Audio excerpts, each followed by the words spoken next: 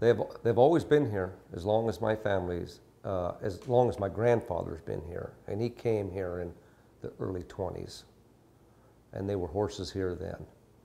And the people that he talked to said they'd been there for quite a while even then. So when they originally showed up, I really don't know, but they've been here for the last 100 years. I think a lot of them were released during, I don't believe they're true wild horses. I think they're feral horses that have gone wild and fluctuated in numbers up and down for the last 100 years. I think a lot of horses were let go in World War I when a lot of people went to war. A lot of horses were let go in the Second World War and the Depression. But I know a lot of people chased the horses around and gathered them up during the Depression for usable horses and to sell them. I know my grandfather and some of his friends did some of that. We chased them around a lot in the 60s, early 70s, to capture a few of them and sell them. And train a few for ranch horses. It was a lot of work. It was real hard trying to catch them. They have an amazing ability to go where no other horse would want to at a full gallop. They'll go right down over a talus slope at a full gallop, you know, and your horse will hardly go across it. So they were hard to catch. We'd trap them with hay in a set of corrals back in Woodchuck Creek and up the South Fork. Back over and be right in the very corner of the map there. Where the pond is now? Above the pond, yep. The pond. Yep. Get them some hay in there, and there was a corral that had a brush fences out like this, and you get them in there, and then jump behind them, and then they would run in the corral, and then you close the gate on them. And the older wild ones, and they were wild, would let go and just keep the younger ones, you know, yearlings and maybe 2-year-olds, something you could actually train before they got too goofy. And then we'd load up a few of them in the truck and haul to the auction. How'd you train them? We'd just try to gentle them down. We'd rope them and put them with our regular horses and get bucked off a few times. But we'd get them, just try to gentle them down, and wasn't any big secret. We'd tie them onto another horse, and we did so much work with horses then. You know, we rode horses several times a week, so they caught on pretty good, and they were, most of them turned out to be excellent horses. Mostly because they weren't afraid to go anywhere. You know, if you wanted them to jump over a log, they were more than glad to do it, or go through water or brush. So they turned out to be really good horses. But you didn't really like the feral horses on the ranch. They were pests. They were pests, yeah, especially when they got to be, in the 60s, they got to be up over 100 of them. And they would come on the ranch in the wintertime and break the fences and eat the grass off. We felt they would eat it too short. And sometime in the 60s, in the early 60s, the Fish and Game came in and shot several of them with a helicopter and carted them off to the rendering plant. And then, since then, the herd has not been nearly as big. Why, I don't know, but I think there's, maybe 30 of them up there now in that range, 30, 40 maybe. And they stay behind the ranch now pretty much. They haven't been a real pest lately. They bother Larry Kolb's ranch quite a bit more than ours. So, one of the things that I wonder about, and interested in your thoughts on it is that there's no cattle on this ranch, there's no cattle on the Sapphire Ranch, and no cattle on Larry Kolb's east side of the river. And the horses have a different digestive system than the elk. And I wonder whether or not having cattle, can you talk about grass stagnation and what happens if grass doesn't get eaten or burned? Right. And then it seems like horses eat some of the rougher grass that the elk probably won't now. And now They certainly will eat different. I think they probably graze different than elk do. So what I'm getting at is, if without cattle around, could the horses be having a benefit by removing some of the rank old grass? If you had enough of them, yeah. I'm not so sure that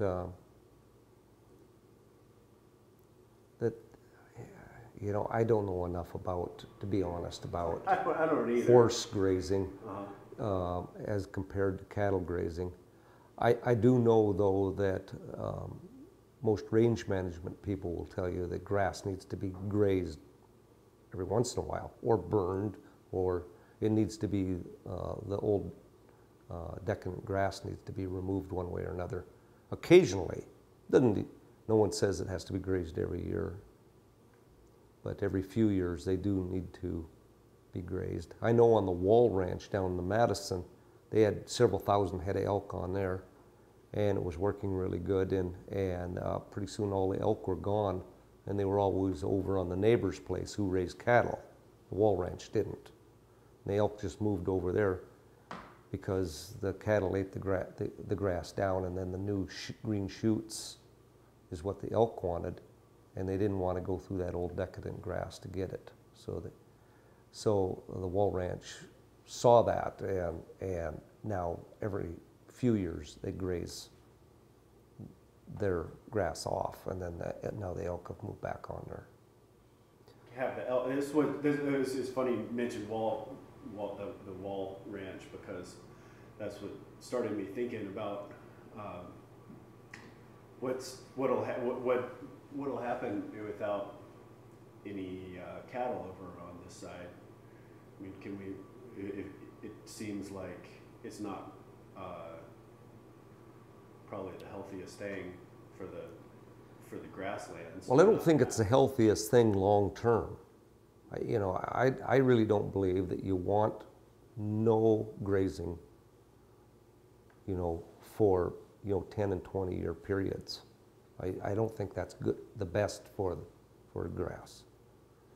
It's designed, it's there to be eaten by some animal. And and I don't know that it makes any difference whether it's an elk or a cow. If you can, the thing with domestic animals, you can put them where you want them. Elk are kind of going to go where they want to go, and maybe don't graze areas that you want grazed particularly. Yeah. Whether turning this back into a ranch or not is a good idea. I'm not. I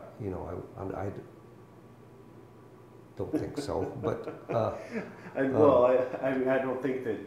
I don't think that's in the cards to have it be a working cattle ranch. But to have it grazed off once in a while may not be a bad idea. Is all I'm saying. It's so hard to burn stuff. And dangerous. Yeah. And I mean, there's some liability issues there. Yeah. This place has been grazed for so long that a few years rest, I think you have time. I don't think you need to agonize over it not being grazed for a few years. I think there's plenty of time to figure a system out. It's had 120, 30 years of continuous grazing. 10 years of not being grazed is not going to kill it. That's a good point. But sometime in there needs to be a plan, for what to do. to keep it healthy, you certainly don't want to, you know, just let it, because what'll happen is invasive plants will have the advantage and take over, which is a bad enough problem as it is. Without grazing, you think? I think even What without weeds? grazing, yeah. I think the plant is healthier With some if level. it's at some level of grazing. Yeah. I mean, it's got to be able to. Because if you go up on certain parts of the range and you see those big wolfy plants of like blue bunch wheatgrass that have that old dried, and you can see they've been that way for several years, nothing's eaten on them. And the plants are spaced every 8-10 feet apart, and there's really nothing growing in between them besides, you know, maybe a little bit of sandbird bluegrass and cheatgrass. That's not a healthy community. It's blue bunch has the ability to grow much tighter than that, and you would think that they would intercede that, but I think the plant kind of quits making seed if it's never grazed.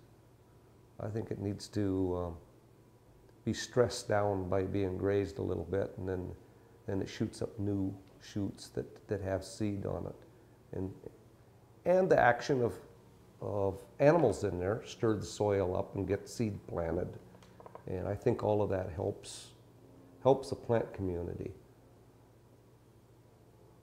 That isn't something that needs to be done every year. I know that there's a guy over in eastern Montana. He grazes. He has a rotation system. His name's Ray something.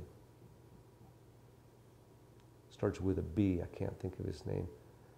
He grazes his 1 month out of every 24 months. And he grazes it, just really overgrazes it, takes it right down to there's nothing left. So they eat everything. Not just the good stuff, they eat everything. And then he moves out. He doesn't come back for 2 years. And I guess he's over there around Sydney somewhere. I guess he's just made just amazing results. But he claims he's mimicking the buffalo. They'd come through, eat everything, tramp everything flat, and then it all would come back. Whether that works here in these soils, I have no idea. It's hard to know. I don't. Yeah, because I can see that in a tight packed herd of buffalo that they can't go here and there and be selective. They just got to eat what's in front of you. Yeah, and they're migratory. I mean, they're moving. When you had say several million head of them going through, when they went through, it looked like the ground was plowed. I mean, it'd be like however wide they went, just that much traffic on it would eat down and smash down everything in their way.